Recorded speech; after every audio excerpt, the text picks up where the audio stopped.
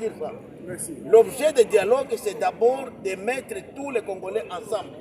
Mais il est vrai qu'à l'issue de ce dialogue-là, c'est normal que nous puissions avoir un gouvernement d'unité nationale, que nous puissions associer les autres qui n'ont pas géré à la gestion du pays. Ça, c'est évident. On va arriver là-bas. Merci beaucoup.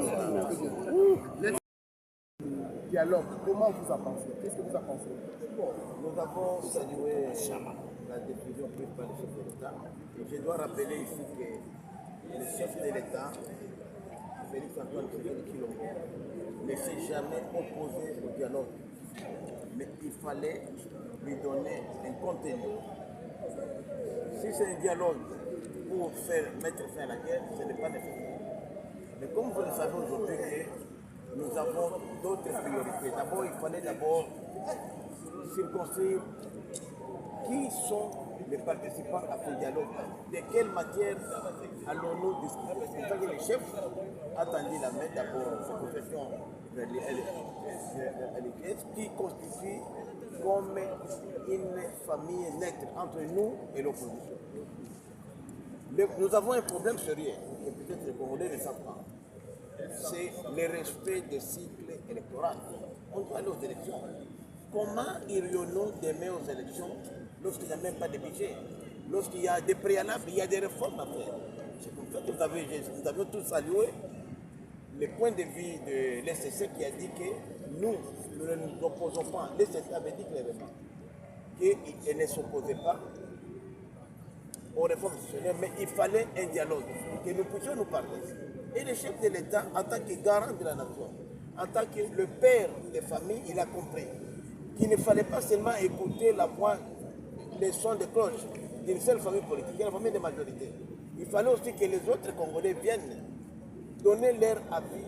Est-ce qu'il nécessaire ou pas de procéder aux réformes institutionnelles? C'est la clé aujourd'hui. Mais aussi, on ne peut pas discuter avec des gens qui sont avec l'ennemi. C'est pourquoi nous avons dit qu'ils ne pourront prendre part à ce dialogue-là inclusif que ceux-là qui sont avec la majorité des Congolais. C'est-à-dire qu'ils sont contre l'agression. Et vous verrez maintenant aujourd'hui, les Congolais vont voir qui sont avec les Congolais et qui ne le sont pas. Et c'est important de dire qu'à travers ce dialogue ici, non seulement nous allons former un front contre l'agression, on va renforcer l'unité nationale. Parce que ce n'est pas normal qu'un pays en guerre soit divisé. On a vu presque 2 camps à l'intérieur du pays. Et cette division-là profite à l'ennemi.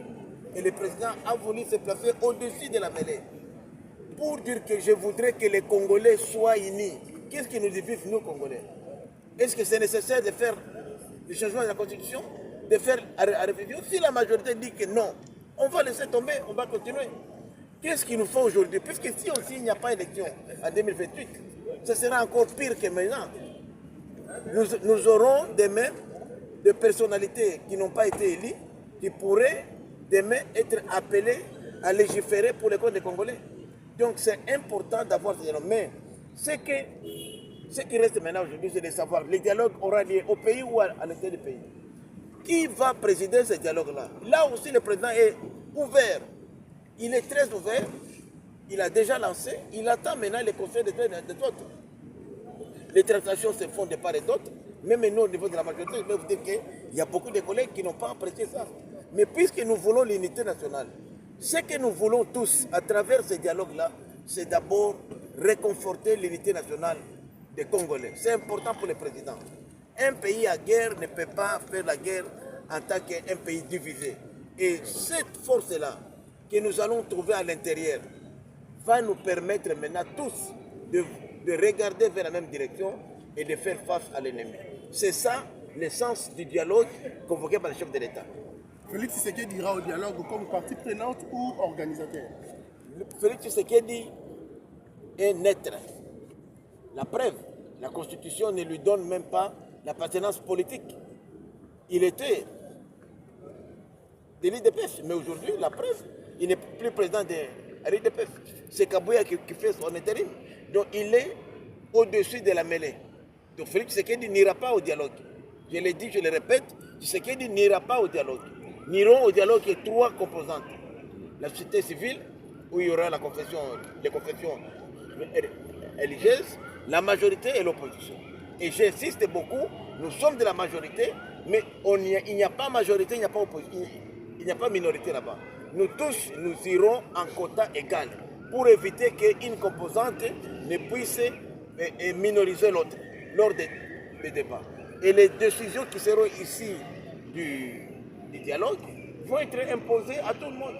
Mais il faudrait que ces dialogues-là restent dans les cadres constitutionnels, institutionnels. Il ne faudrait pas que les dialogues remettent en cause l'ordre institutionnel établi. C'est-à-dire que les institutions ici des élections. Ça, c'est important, parce que le dialogue ne peut pas supplanter la Constitution. Ça, on doit être clair sur ça. Toutes les discussions vont se faire en dessous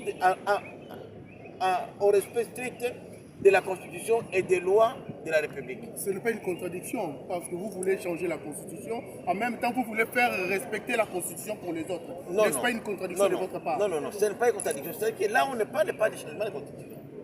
Nous allons là-bas, chaque famille politique amènera au ciel pour le cas de confession, va amener son cahier de charge. C'est à l'issue des discussions qu'on va faire.